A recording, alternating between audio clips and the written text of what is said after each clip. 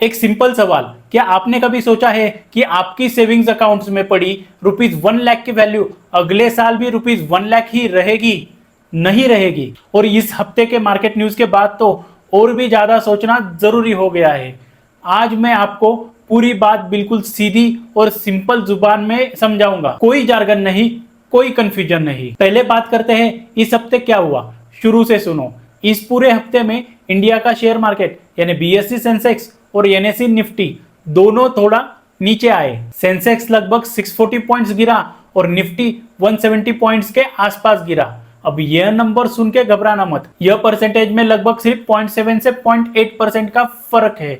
लेकिन जो बात इंपॉर्टेंट है वो है फ्राइडे का दिन, क्योंकि फ्राइडे को मार्केट में 1 घंटा पहले अच्छा चल रहा था और फिर आखिरी आधे घंटे में अचानक बड़ा धक्का लगा। सेंसेक्स सिर्फ एक दिन में 1092 पॉइंट्स गिर गया। अब इसका मतलब क्या था और क्यों हुआ, यह समझना जरूरी है। 3 चीजें एक साथ आई और तीनों ने मिलकर मार्केट को नीचे धकेला। पहली बात, MSCI रीबैलेंसिंग।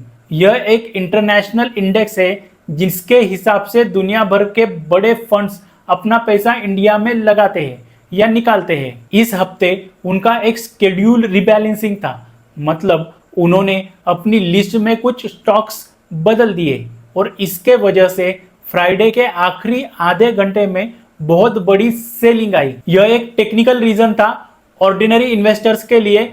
इसका मतलब इतना ही है कि बड़े फॉरेन इन्वेस्टर्स ने थोड़ा पैसा इंडिया से निकाल लिया। दूसरी बात, और यह सबसे इंपॉर्टेंट बात है, मॉनसून की चिंता। IMD यानी इंडियन मेट्रोलॉजिकल डिपार्टमेंट ने मई 29 को अपना ऑफिशियल फोरकास्ट अपडेट किया। उन्होंने कहा है कि इस साल का मॉनसून बिलो नॉर्मल रहेगा। Exactly 90% of long period average with a 60% probability of being deficient. Simple शब्दों में समझो तो पिछले 50 साल के एवरेज बारिश का सिर्फ 90% ही हो सकता है इस बार, और 60% चांस है कि यह और भी कम हो। अब सोचो यह मार्केट के लिए क्यों बुरी खबर है, क्योंकि इंडिया में अभी भी बहुत सारी खेती बारिश पे डिपेंड करती है। अगर बारिश कम होगी तो फसल कम होगी, अगर फसल कम होगी तो गांव में लोगों की इनकम कम होगी, अगर इनकम कम होगी तो वह लोग FMCG प्रोडक्ट्स कम खरीदेंगे, मतलब बिस्किट्स, सोप, शैम्पू बनाने वाले कंपनीज का बुरा हो सकता है और गवर्नमेंट को भी ज्यादा सब्सिडीज देनी पड़ सकती है, जिससे गवर्नमेंट का खर्चा बढ़ेगा। इसलिए मार्केट के लिए यह खबर एकदम बुरी थी। तीसरी बात, अमेरिका और ईरान के बीच चल रही डील की अनसर्टेनिटी। ग्लोबल लेवल पे जियोपॉलिटिकल टेंशन का असर क्रूड ऑयल प्राइसेस पे पड़ता है और इंडिया एक बड़ा ऑयल इंपोर्टर देश है। इसका सिंपल मतलब, अगर ऑयल महंगा रहेगा तो पेट्रोल और डीजल और उससे बनने वाली चीजें सब महंगी होगी। इसलिए फॉरेन इन्वेस्टर्स थोड़ा रिस्क अवॉइड कर रहे हैं। और अब बात करते हैं अगले हफ्ते की, जून 2 से 6 जून तक। सबसे बड़ा इवेंट है इंडिया का फुल फाइनेंशियल ईयर 26 का GDP डेटा। पहले यह डेटा मई एंड में आता था, अब गवर्नमेंट ने इसकी ऑफिशियल डेट बदली है और पहली बार नए शेड्यूल के हिसाब से यह डेटा जून 5 को आएगा। GDP मतलब ग्रॉस डोमेस्टिक प्रोडक्ट, पूरे देश की इकोनॉमी की एक साल की टोटल ग्रोथ का नंबर।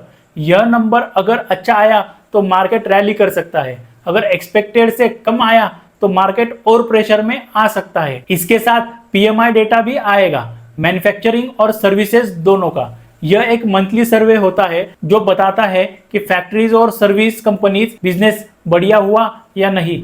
इसका भी मार्केट पे डायरेक्ट असर पड़ता है। ऑटो कंपनीज अपने मई 2026 के मंथली सेल्स फिगर भी अनाउंस करेगी। EV सेक्टर पे खास नजर रहेगी। और सबसे बड़ा wild card, US Iran deal का फाइनल डिसीजन।